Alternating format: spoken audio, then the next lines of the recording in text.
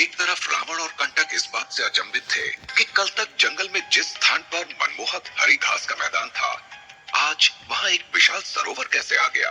आखिर कहाँ गया घास का मैदान? तो दूसरी तरफ लंका राजभवन में सुमाली को जंगल में रावण के कुशल होने की चिंता सता रही थी। सुमाली ने ग्रीवा से पूछा, अच्छा चलो बताओ, अगर तुम्हारा गुप्तचर विभाग इतनी ही मुस्तैदी से काम करता है, तो क्या तुम्हारा गुप्तचर अभी मुझे ये बता सकता है कि तुम्हारे महाराज लंकेश इस समय कहाँ हैं और वो क्या कर रहे हैं? ग्रीवा ने कहा, अवश्य दैत्यराज, ये संभव है। जहाँ जहाँ लंकेश्वर का रथ जा रहा है, उसके ऊपर गुप्तचर अन्वेषी भी चील के वेश में आसमान में उड़ता हुआ जा रहा है। थोड़ी ही देर में कोई ना कोई मायावी गुप्तचर लंका आकर महाराज लंकेश की खबर हमें देगा। जैसे ही वो समाचार मुझ तक पहुंचता है, मैं आपको अवश्य बताऊंगा दैत्यराज। अभी ग्रीवा इतना कह ही रहा था कि राज दरबार में गुप्तचर अन्वेषी ने प्रवेश किया। उसने आते ही ग्रीवा को बताया, महाराज लंकेश का रथ घने जंगल के अंदर उसी स्थान की ओर बढ़ा जा रहा है जहां कल उन्होंने विलोमासुर का वध किया था। कुछ ही देर का सफर बाकी रह गया है। जैसे ही महाराज लंकेश्वर जंगल के बीचों बीच बने उस घास के मैदान तक पहुंचेंगे, मैं उसकी सूचना राजभवन में अविलंब दे दूंगा। ग्रीवा ने कहा, बहुत अच्छे अन्वेषी, तुम अपने काम पर मुस्तैद रहो और समय समय पर हमें महाराज लंकेश की सूचना देते रहना। अगर कोई नई घटना या हलचल कहीं दिखाई दे तो अविलंब मुझे सूचित करना। ग्रीवा ने सुमाली की ओर देखते हुए कहा, देख रहे हैं ना दैत्यराज, इसी प्रकार हमारा खुफिया तंत्र एक जाल की तरह चारों ओर बुना हुआ है, जिसके माध्यम से पल प्रतिपल कोई ना कोई जरूरी और संवेदनशील सूचना हम तक पहुंचती रहती है। अब देखिएगा, जैसे ही महाराज लंकेश्वर जंगल के बीचों बीच बने घास के मैदान में पहुंचेंगे, हमारे पास अविलंब सूचना आ जाएगी।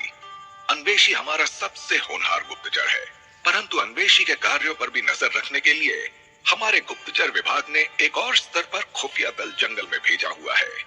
उस दल के सदस्यों का विवरण अत्यंत गोपनीय रखा जाता है। सुमाली ने कहा, मेरा मन ये सब देखकर गदगद हो रहा है ग्रीवा। तुमने यहाँ पाताल लोक से भी ज्यादा मुस्तैद गुप्तचर विभाग रखा है। मुझे विश्वास है कि रावण के नेतृत्व में लंका नगरी फलेगी फूलेगी, और जिसके पास तुम जैसे प्रशिक्षित सैन्य अधिकारी हों, उस राज्य पर कोई भी खतरा भला कैसे मंडरा सकता है।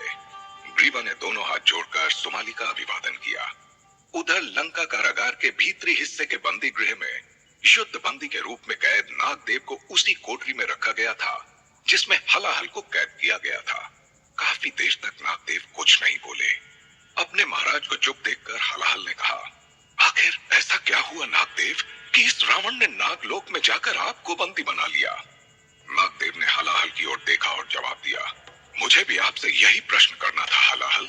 इतना शक्तिशाली होने के बावजूद आखिर ऐसा क्या हुआ कि जब आप माता कैकसी की कुटिया में आए तो आपको वश में करके यहाँ इस कोठरी में लाकर कैद कर दिया गया? हलाहल ने कहा, ये सब ब्रह्मा जी से प्राप्त अद्वितीय शक्तियों का नतीजा है महाराज। रावण ने अपनी सारी मायावी शक्तियों और शस्त्र विद्या के बल पर मुझ पर विजय प्राप्त किया था। उस दिन जब मैंने फुफकारते हुए रावण की माता कैकसी को अपनी पूंछ से लपेटना आरंभ कर दिया था, उसी समय देखते ही देखते रावण एक विशाल नेवले में परिवर्तित हो गया था। जिज्ञासा से भरे नागदेव ने हलाहल से पूछा, फिर क्या हुआ? हलाहल ने कहा, नेवले के रूप में परिवर्तित होने के बाद रावण इतनी चपलता के साथ मुझ पर हमला करने लगा कि मुझे कुछ भी विचार करने का अवसर नहीं मिल पाया। रावण किसी शिकारी नेवले की तरह मुझ पर हमला कर रहा था। मैं अपना आकार जितना विशाल बनाता जाता, रावण भी अपने आप को उतना ही विशालकाय बनाता जा रहा था। आखिरकार वो क्षण भी आया जब उसने मेरे फन को अपने मुंह से दबाकर जमीन पर पटक दिया। मैं दर्द के कारण कराहने लगा और उसके पश्चात रावण की सेना ने मुझे बंदी बना लिया। मैं चाहता था कि अपना आकार और वेश बदल लूं, परंतु रावण ने मेरी सारी मायावी शक्तियों को छीन लिया था। इस प्रकार मैं लंका राज्य का युद्ध बंदी बना लिया गया महाराज। नागराज कुछ नहीं बोले, बस चुपचाप एकटक हलाहल की ओर देखते रहे। उधर जंगल में रथ से उतरने के बाद रावण और कंटक हैरान होकर उस बड़ी सी आकर्षक झील को देखने लगे। रावण हैरान होकर बार बार एक ही बात को दोहरा रहा है। उसने कंटक से कहा, आखिर ये कैसे हो सकता है कि कल जिस स्थान पर एक घास का बड़ा मैदान था, आज वो स्थान अचानक झील में बदल गया? नहीं, ये कदापि संभव नहीं है। ये नहीं हो सकता है, मुझे तो ये असामान्य घटना प्रतीत हो रही है कंटक। कंटक ने कहा, महाराज, कल तक नहीं, आज सुबह ही गुप्तचरों ने राजमहल में यह सूचना दी है कि एक कन्या को घास के मैदान के बीचों बीच बने चट्टान पर बैठकर किसी की प्रतीक्षा करते हुए देखा गया है। यकीनन ये सरोवर अभी अभी तैयार किया गया है महाराज। रावण ने कहा, ये कोई मामूली बात तो नहीं है कि घास के इतने बड़े मैदान को खोदकर अचानक उसे सरोवर बना दिया जाए, और वो भी इतना आकर्षक बना दिया जाए। इतना सारा जल इकट्ठा करने में भी महीनों लग जाएंगे। ये मानवीय क्षमता के बाहर की बात लगती है। ये कोई मायावी खेल लगता है। चलो आगे चलकर देखते हैं। रावण सरोवर की तरफ बढ़ने लगा और कंटक भी उसके पीछे पीछे चलने लगा। सरोवर के नजदीक जाकर रावण ने देखा कि एक दुखी व्यक्ति जमीन पर बैठकर जोर जोर से रो रहा था। वो बार बार कह रहा था, मेरी बेटी, हाय मेरी बेटी, कोई कोई मेरी बेटी को लौटा दो, कोई मेरी बेटी को लौटा दो भाई, वो मार देगा मेरी बच्ची को, मार देगा उस फूल सी बच्ची को। रावण ने उस आदमी के कंधे पर हाथ रखा और पूछा, क्या हुआ, क्या हुआ आपकी बेटी के साथ? आप यहाँ बैठकर क्यों रो रहे हैं? उस व्यक्ति ने कहा, ये सरोवर देख रहे हो ना, ये मायावी मरीचिका है।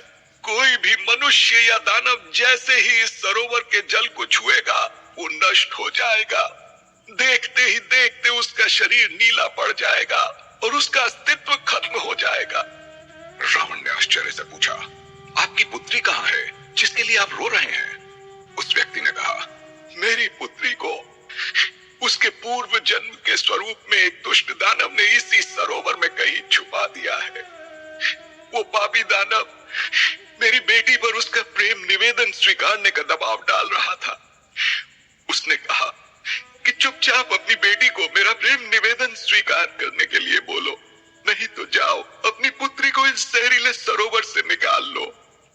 मैं जानता हूं कि तुम ये भी नहीं कर सकते हो, इसलिए जाओ, भूल जाओ अपनी बेटी को और चले जाओ यहाँ से। रावण ने पूछा, कौन है वो दुष्ट, किसका दुस्साहस है ये? उस व्यक्ति ने कहा, ये जन्म जन्मांतर की दुश्मनी की कहानी है। आप यहाँ बैठ जाइए, मैं आपको पूरी बात बताता हूँ। मैं देवगिरी पर्वत का दैत्यराज हूँ। मेरा नाम मयासुर है। मेरी सुकन्या जिसका नाम मंदोदरी है, उसकी पूर्व जन्म की परछाई अब तक उसका पीछा कर रही है।